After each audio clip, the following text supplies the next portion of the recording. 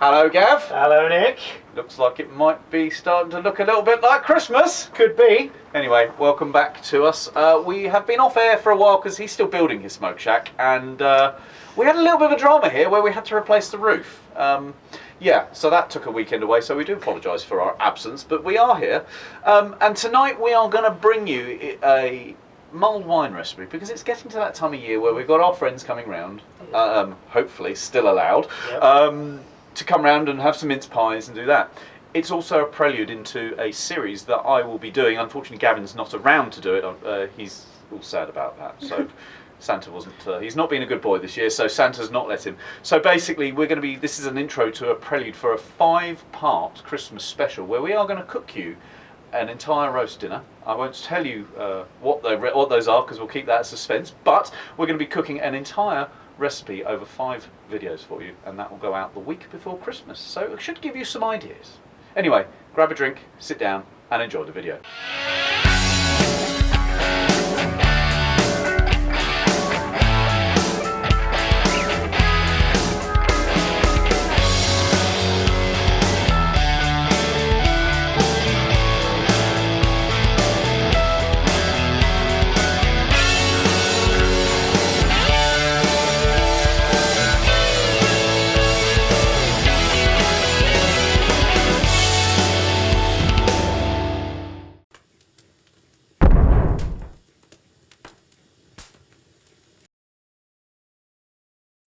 So what you need for this lovely mulled wine, we're not going to use traditional red wine. Gavin turned his nose up at this, but I assure you it does work.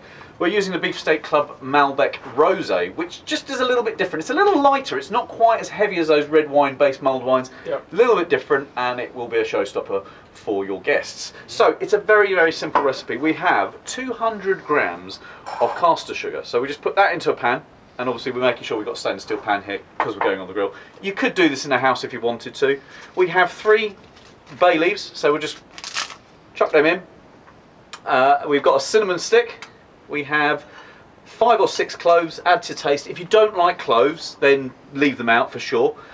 We've got some cardamoms, probably about 5 or 6 cardamoms here. I'll put a few more in there, that's all good. Now, maybe a nutmeg. It wouldn't be Christmas without some nutmeg, would it, Gav? So we're going to put about, a good 10, 12 grates of nutmeg in, and we don't want too much because it will overpower it and it will taste a little bit overpowering. We do have some star anise here at the end, but we're not putting that in just yet.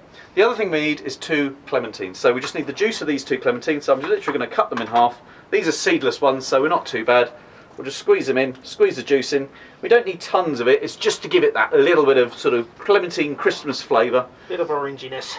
Yeah, and it's a very delicate flavour as well, isn't it? It's not too overpowering, but it just lifts up that flavour profile on that as well. So the other thing we need to do, Gavin's very skillfully doing with my flint and flame knife here, is grabbing a couple of bits of the peel, and we just chuck those in as well. So just add to that zesty, because also we know that the flavour of the peel, the oils come out. They come orange. out. It just adds that extra bit of zing. So that's that one done, and then this is one here done. Will be most upset because I'm using his clementines, which he will normally have for breakfast. But there you go. Towel good, sir? Yes, and make sure you have a towel because I squeeze things through my hands, and there you go.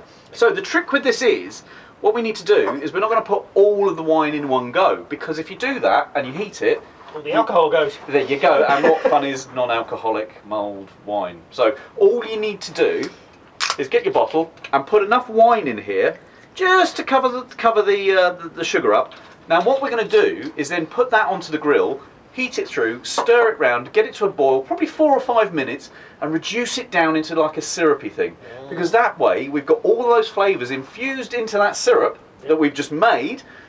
Then we can chuck the rest of the wine in and heat it through, and away we go. So Gav, I'm going to let you do that part. Cool. So we're going to use the trusty Tepro here. We've got applewood from BigK on here, so we'll put that on there and we'll come back once we've done this. So it's been about 10 minutes, that sauce is reduced. Gavin will bring you in for a close-up in a minute, but now it's time to add the star anise and the rest of the vino. Now you do need to make sure you've got a decent sized pan, at least going to take nearly a litre of liquid. We just pour that in. Now that syrup's red hot because obviously it's boiling and there's a lot of sugar in there. And there we go. That's the bottle. So there's a lot of sugar in there. So that now has got all the flavours from the cardamom. We did have a quick little cheeky taste test, and it's so Christmas, good. Christmas and sugar syrup there. Oh yeah. You would be a diabetic if you drank it then, but we won't be doing that. So now we've put the wine in there. We just need to pull the lid down on the barbecue and leave that for probably 10-15 minutes. Give it a stir every so often just to check it. We want to let those flavours now all mix and mingle with the old vino, and then we'll bring you back for a taste test. So that is now just started to get to the point where it's hot, but it's not boiling. You don't want it to boil because you'll get rid of all of the alcohol out of it, and I mean a little bit of it's going to evaporate anyway. Now, one thing I will say is we've used the Beefsteak Rosé Malbec. You could still use the Beefsteak Club proper Malbec, the red wine one. Oh yeah. It's a little bit lighter this way. What I will always say though, and it's a big mistake I think a lot of people make, is using crap quality wine or not very good quality wine. You must use a wine that you would drink normally. Yeah.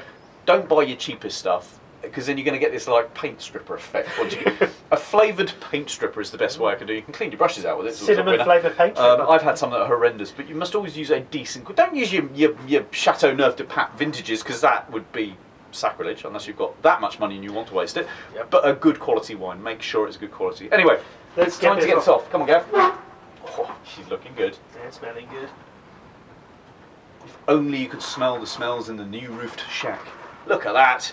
So she's got a little steam on there. Now you could easily, keep this. If you were doing this in the house, you would use it, and you could keep it on the hob and just reheat if you needed to. That's nice and warm. I think we've got that at the right temperature there. So I'm not going to do the usual and try and pour it into the cups. I've got my fantastic ladle. My trusty ladle and my two German Christmas market. Oh, I forgot what going abroad was like. Yeah. It's So this one's from Stuttgart. I think you've got Berlin there. So let's go with the true German. Now it doesn't matter if you get some of the bits in there. Just try and fish around it. You want to try. You don't want to put a cinnamon stick in anybody's cup, because that would be a bit unpleasant to try and drink. Yes. So you want a full cup then, Gavin? Oh, I could do. Oh, I think Sounds probably good. there you go. That'll I'm going to do. give myself another little bit there because I've kept myself short. Oh yes. I seem to have got all of the bits now. You can still smell the wine, so it means Yeah, you haven't burnt the alcohol out Yeah, completely. there's still definitely wine in there. That smells good. Let's have a quick taste. Careful, it will be hot. You're not joking there. Oh, cool. Yeah, bit of cardamom soup. Oh yes. Yeah, it's good. Oh, that's rather good. That is. It's sweet. It's like Christmas with a kick. I think it's if you don't like lots of sugar, by all means, we've done this because that's what we like. If you want to cut the sugar back, or you need to do it for medical reasons, please do. Yep. You could probably halve that if you didn't want to put it in there too much, but that actually has made it very warming.